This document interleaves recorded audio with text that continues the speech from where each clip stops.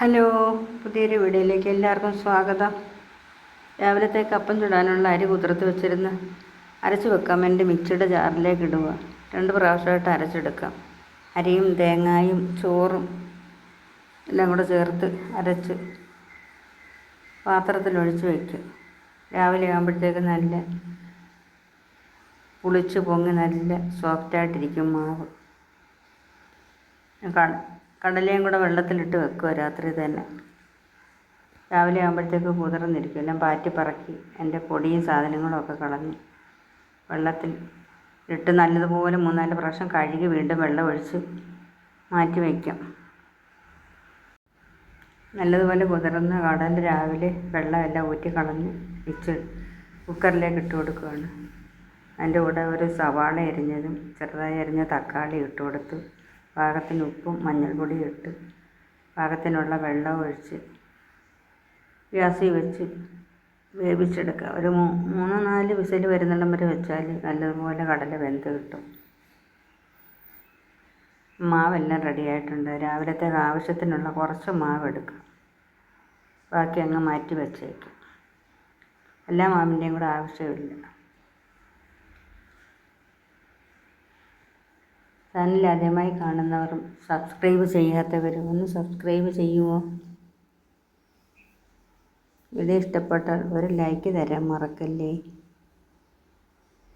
ഈ കടലയ്ക്ക് വേണ്ടുന്ന തേങ്ങ വറുത്തെടുത്തതുണ്ട്. അത് മിക്സിയുടെ ജാറിലിട്ട് ഒന്ന് അരച്ചെടുക്കാം. നല്ലതുപോലെ അരച്ച് വന്നപ്പോഴത്തേക്ക് കടല നല്ലതുപോലെ വെന്ത്. ഇനി അരപ്പ് അതിലേക്ക് ചേർത്ത് ഉപ്പെല്ലാം പാകം നോക്കി കടുകും കൂടെ വറുത്തൊഴിച്ച് ഒന്ന് തിളച്ച് കഴിയുമ്പോൾ മാറ്റി വയ്ക്കാം. നല്ല മഴ, എല്ലായിടവും മഴയൊക്കെ ഉണ്ടോ? ഇടയ്ക്ക് 2 ദിവസം ഇച്ചിരി വെയിൽ കിട്ടിയായിരുന്നു. വീണ്ടും മഴയായി. ഇനിയിപ്പം കുറേ തുണികളും കിടപ്പുണ്ട്. കഴുകിയെല്ലാം എടുക്കണം. ഉണങ്ങി കിട്ടാനും പാടായിരിക്കും. ഇനി അപ്പം ഓരോന്ന് ചുട്ടെടുക്കുക. അപ്പം കോരി ഒഴിച്ച് വെച്ച് ഇടയ്ക്ക് ഓരോരോ ചെറിയ ചെറിയ പണികളും കൂടെ ചെയ്യാനുണ്ട്. അപ്പം നല്ല സോഫ്റ്റായിട്ട് വന്നിട്ടുണ്ട്. അപ്പത്തിൻ്റെ മാവ് കോരി ഒഴിച്ചെടുത്ത് പാത്രം എല്ലാം ഒന്ന് കഴുകിയെടുക്കാൻ വേണ്ടി പോകാം. അപ്പം വേകുമ്പോഴത്തേക്ക് പാത്രം കഴുകി വൃത്തിയാക്കി കമഴ്ത്തി വയ്ക്കാം. വെള്ളമെല്ലാം ഊറി കഴിയുമ്പോൾ എടുത്ത് സ്റ്റാൻഡിൽ വയ്ക്കാം.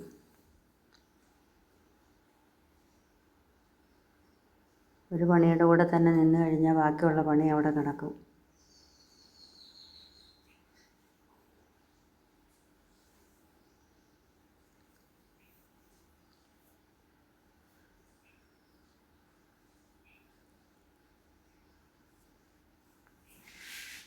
ഇതിനിടയ്ക്ക് തുണി കഴുകാനുണ്ട്. അതും ഒന്ന് കഴുകി വെക്കണം.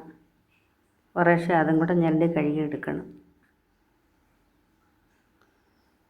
ഇപ്പം അപ്പം എല്ലാം ചുട്ട് കഴിഞ്ഞ് അപ്പവും കറിയൊക്കെ റെഡി ആയിട്ടുണ്ട് രാവിലത്തേക്കുള്ള. ഈ തുണി കഴുകി പിഴിഞ്ഞ് വാരിയെടുക്കാം. കഴുകി വെച്ചിരുന്ന തുണി തന്നെ പിഴിഞ്ഞ് വാരിയെടുത്ത് ഇനി അത് കൊണ്ടുവന്ന് വിരിച്ചിടണം.